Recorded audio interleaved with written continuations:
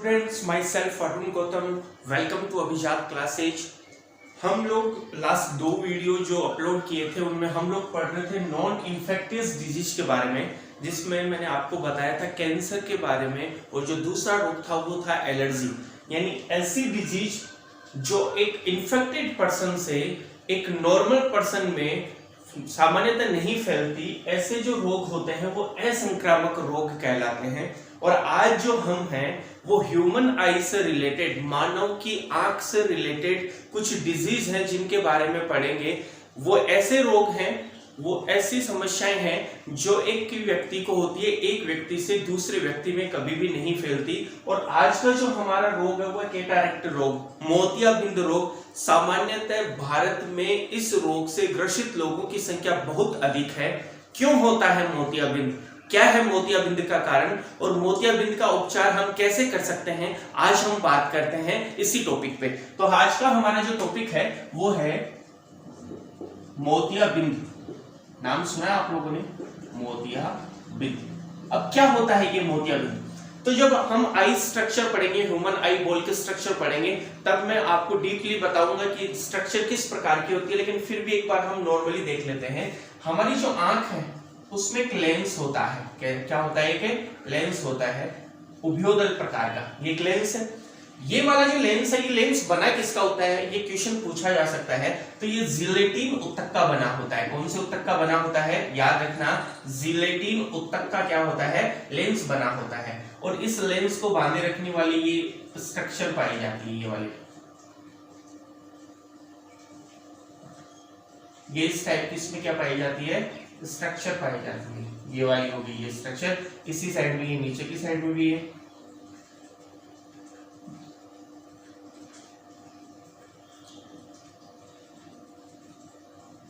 आज हम 3 डिजीज के बारे में पढ़ेंगे। तीनों डिजीज जो है वो इसी आई से रिलेटेड है। और यहाँ पर ये इसको फिक्स करने वाले स्नायु पाए जाते हैं, लिगामेंट पाए जाते हैं। ठीक है, तो अपन जो बात कर रहे हैं आज, वो पहला जो रोग है वो हमारा है मोतियाबिंद रोग। मोतियाबिंद जो रोग है, कैटरैक्ट जो रोग है, वो केवल और केवल किससे रिलेटेड समस्या है? इस लेंस से रिलेटेड समस्या है। तो मैं क्या क्या बोलता हूं आप लोगों को उस पर ध्यान रखना है कि युवावस्था में, कौन सी अवस्था में? युवावस्था में जो हमारा आई का लेंस है, ये वाला जो लेंस है वो क्या होता है? ये प्रत्यास्थ होता है। क्या होता है? प्रत्यास्थ होता है। साथ में ही पारदर्शी अधिक होता है। कैसा अधिक होता है? पारदर्शी अधिक होता है। लेकिन जैसे जैसे उम्र बढ़ती जाती है, जैसे जैसे वृद्ध अवस्था आती जाती है, तो ये वाला जो लेंस है इसकी पारदर्शिता कम होती जाती है। क्या कम होती जाती है? इसकी पारदर्शिता कम होती जाती है। ये फ्लैट होता जाता है। ये जो उभयोतल दे रखा है ना अभी फूला हुआ, ये चपटा हो जाता है। क्या हो जाता है? चपटा हो जाता है। साथ में ही ये कैसे रंग का दिखाई देने लगता है? ब्राउनिश रंग का दिखाई देने लगता है। ये कब होती है ऐसी घटना? जब व्यक्ति कौन सी अवस्था में पहुंचता है? वृद्ध अवस्था में पहुंचता है। तो ये हमारा जो लेंस है वो इस प्रकार का हो जाता है। ये इसके गुण हो जाते हैं। पहले इसके गुण कैसे थे? ऊपर की वाली तरह, और अब इसके गुण किस तरीके से है? इस तरीके से कि पारदर्शिता का कम होना, चपटा होना, और क्या होना? भूरा होना। इनकी वजह से व्यक्ति को कम दिखाई देने लगता है। क्या दिखाई देने लगता है? कम दिखाई देने लगता है। इसी रोग को कौन सा रोग कहते हैं? मोतियाबिंद रोग कहते हैं। अब क्वेश्चन पूछ ले कि मोतियाबिंद क्या है, तो स्टार्ट कहां से करना है कि युवावस्था में जो लेंस है वो प्रत्यास्थ होता है, पारदर्शी होता है। लेकिन जैसे जैसे उम्र बढ़ती है उसकी पारदर्शिता कम होती है, वो चपटा होता जाता है। साथ में ही कैसा हो जाता है? भूरा, जिससे व्यक्ति को कम दिखाई देता है। इसी रोग को कौन सा रोग कहते हैं? मोतियाबिंद। ये तो था कि ये वृद्धावस्था में ऐसा होता है। इसके अलावा एक कारण और है, कई बार रसायनों की वजह से, और यदि आंख में क्या लग जाए, चोट लग जाए, तो उसकी वजह से भी ये जो लेंस है, ये लेंस की पारदर्शिता कम हो जाती है। ये कैसे रंग का हो जाता है? भूरे रंग का हो जाता है। तो उस अवस्था में भी व्यक्ति को दिखाई देना कम पड़ता है। इसी रोग को कौन सा रोग कहते हैं? मोतियाबिंद रोग कहते हैं। उपचार क्या है इसका? उपचार सुनना। उपचार इसका एकदम सामान्य से ये है कि यदि किसी व्यक्ति को मोतियाबिंद हो जाता है तो शल्य चिकित्सा के द्वारा, सर्जरी के द्वारा, किसके द्वारा? शल्य चिकित्सा के द्वारा व्यक्ति का ये लेंस तो बाहर निकाल दिया जाता है, और इस लेंस की जगह नया लेंस जो है वो क्या कर दिया जाता है? प्रत्यारोपित कर दिया जाता है। क्या कर दिया जाता है? प्रत्यारोपित कर दिया जाता है। तो एक नंबर का क्वेश्चन पूछ सकते हैं इसमें कि मोतियाबिंद रोग का कारण क्या है। तो मोतियाबिंद रोग का जो मेन रीजन है वो है कि उसका जो लेंस है उसकी पारदर्शिता का कम होना, उसका चपटा होना और उसका क्या होना? भूरा होना। तो एक डिजीज कंप्लीट। दूसरी जो डिजीज है वो है ग्लूकोमा। क्या है? ग्लूकोमा। वो क्या है वो देखना, ये काफी है इंपॉर्टेंट है। दूसरे नंबर वाली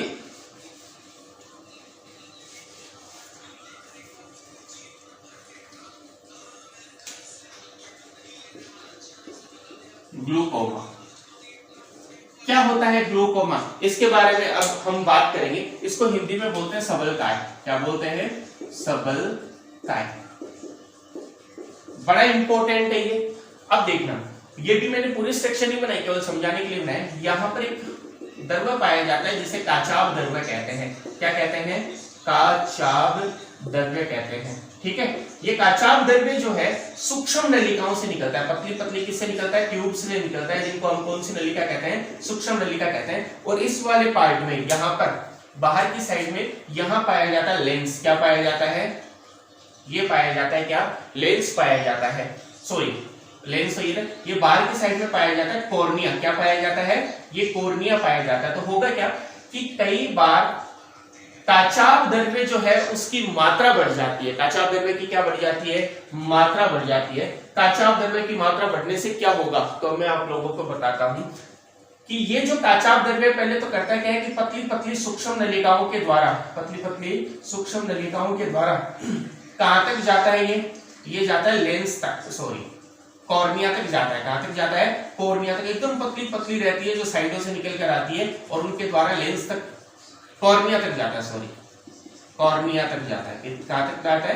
कॉर्निया तक जाता है। और कॉर्निया को ये क्या बना के रखता है? कॉर्निया को ये क्या बना के रखता है? चिकना बना के रखता है। क्या बना के रखता है? चिकना। तो वापस से सुन लेना, काचाभ द्रव्य जो है वो सूक्ष्म नलिकाओं के द्वारा यहां पर कॉर्निया को नम व क्या बनाए रखता है? चिकना बनाए रखता है। लेकिन कभी कभी ये सूक्ष्म नलिकाएं भी अवरुद्ध हो जाती है। क्या हो जाती है? अवरुद्ध, ब्लॉक हो जाती है। ब्लॉक होने की वजह से ये जो काचाभ द्रव्य है, इस काचाभ द्रव्य का आयतन बढ़ जाता है, इसकी मात्रा बढ़ जाती है।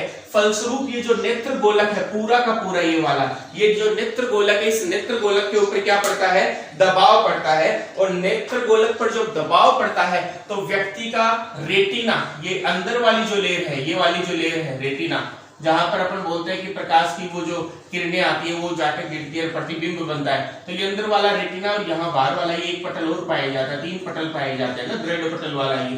तो अपन क्या कह रहे हैं कि काचाभ द्रव्य की मात्रा बढ़ने की वजह से जो रेटिना है वो रेटिना डैमेज हो जाता है, वो रेटिना क्षतिग्रस्त हो जाता है। रेटिना क्या हो जाता है? क्षतिग्रस्त। रेटिना के क्षतिग्रस्त होने से व्यक्ति में अंधापन उत्पन्न हो जाता है, यानी व्यक्ति ब्लाइंड हो जाता है पूरा का पूरा।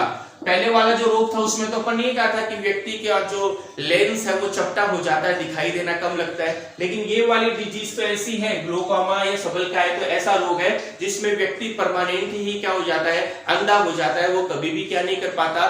देख नहीं पाता, वापिस से उसको ठीक नहीं कर सकते। एक ही ऐसा उपाय है जिसमें पूरी की पूरी आंख का प्रत्यारोपण करके और उसकी अंधपन को दूर किया जा सकता है। तो एक बार वापिस से देख लेना इस डिजीज के बारे में, एकदम सिंपल सा है। याद रखना कि हमारी आंखों में काचाभ द्रव्य पाया जाता है। ये काचाभ द्रव्य सूक्ष्म नलिकाओं से किसको नम बनाए रखता है? कॉर्निया को नम बनाए रखता है। यदि ये सूक्ष्म नलिकाएं, ये पतली पतली जो ट्यूब है, ये ब्लॉक हो जाए तो इसकी क्या बढ़ जाती है? मात्रा। इसकी मात्रा बढ़ने से क्या क्षतिग्रस्त हो जाता है? रेटिना क्या हो जाता है? क्षतिग्रस्त हो जाता है। और रेटिना क्षतिग्रस्त हो जाता है तो व्यक्ति अंधा हो जाता है। क्या हो जाता है? अंधा हो जाता है। क्लियर यहां तक? क्या इस रोग से बचा जा सकता है? हाँ, इस रोग से बचा जा सकता है। कब और कौन सी स्थिति में? कि जिस समय ये ट्यूब जो है, सूक्ष्म नलिकाएं जो है, ये अवरुद्ध होती है तो हमारी आंखों पर थोड़ा सा दबाव पड़ता है। क्या पड़ता है? दबाव। क्यों? क्योंकि हमने कहा कि काचाभ द्रव्य की क्या बढ़ती है? मात्रा। जिस समय दबाव बढ़ता है उसी समय जाकर अपन यदि किससे संपर्क कर लें, चिकित्सक से संपर्क कर लें या डॉक्टर से मिल लें, तो हो सकता है उस समय मेडिसिन के द्वारा इन सूक्ष्म नलिकाओं को वापस से खोल दिया जाए और काचाभ द्रव्य की जो मात्रा बढ़ी थी वो क्या हो जाए? कम। बल से कम कैसे होगी? क्योंकि ये सूक्ष्म नलिकाएं खुल जाएगी तो काचाभ द्रव्य किधर आता रहेगा? जैसे पहले आता जा रहा था, कहाँ आता जाएगा, यहाँ आता जाएगा, किसके पास, कॉर्निया के पास आता जाएगा। ऐसी स्थिति में व्यक्ति किससे बच सकता है, अंधपन से बच सकता है, या अंधापन जो होने वाला है उससे वो अपना क्या कर सकता है, बचाव कर सकता है। बाकी का इसका और कोई भी क्या नहीं है, इलाज नहीं है। 2 रोग कंप्लीट हो गए। तीसरा जो रोग है वो है स्ट्रैबिस्मस। क्या है, स्ट्रैबिस्मस, ये भी इंपॉर्टेंट है।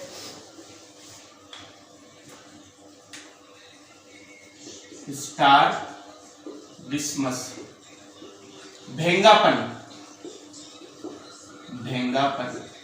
सामान्यतः कई बार देखते हैं, ये तो युवावस्था में भी होता है, जन्मजात जो बच्चे होते हैं उनमें भी होता है। इस रोग का कारण क्या है कि हमारा जो ये नेत्र गोलक है, इस नेत्र गोलक को घुमाने के लिए, मूवमेंट करने के लिए 6 मसल्स पाई जाती है या 6 पेशियां पाई जाती है।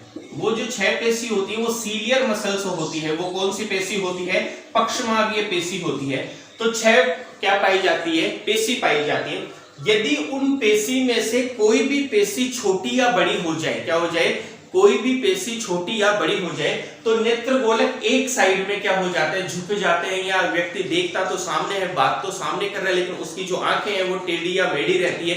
क्यों, क्योंकि उसकी आंख के जो गोलक है ये अंदर वाला, इसको कंट्रोल करने वाली 6 पेशियों में से कोई पेशी क्या है, अपना सही से फंक्शन नहीं कर रही, और सही से फंक्शन नहीं कर रही तो व्यक्ति को कौन सी डिजीज हो जाती है, स्ट्रैबिस्मस डिजीज हो जाती है। व्यक्ति एक वस्तु पर क्या नहीं कर पाता, केंद्रित नहीं कर पाता, अपनी आंखों के द्वारा एक ही पदार्थ को, या अपन बोल सकते हैं ऑब्जेक्ट को एकदम केंद्रित नहीं कर पाता। केंद्रित नहीं कर पाने की वजह से नेत्र गोलक टेढ़ा दिखाई देता है। इसे ही हम कौन सा रोग आम भाषा में भेंगापन बोलते हैं, और सामान्यतः इसे अपन क्या बोलते हैं, स्ट्रैबिस्मस बोलते हैं। इसका क्या उपचार है, इसका उपचार है कि शल्य चिकित्सा के द्वारा, किसके द्वारा, शल्य चिकित्सा के द्वारा कुछ हद तक इस रोग को ठीक किया जा सकता है। कुछ हद तक इस रोग को क्या किया जा सकता है, ठीक किया जा सकता है। बाकी का इसका इलाज नहीं है, हम नहीं कह सकते कि पूर्णतः ठीक हो जाए, लेकिन पेशियों को ठीक करके कुछ नॉर्मल वापिस उसको क्या कर सकते हैं, सामान्यतः उसे ठीक कर सकते हैं। तो आज हम लोगों ने नॉन इन्फेक्टियस डिजीज के बारे में पढ़ा। 3 डिजीज के बारे में मैंने आप लोगों को बताया।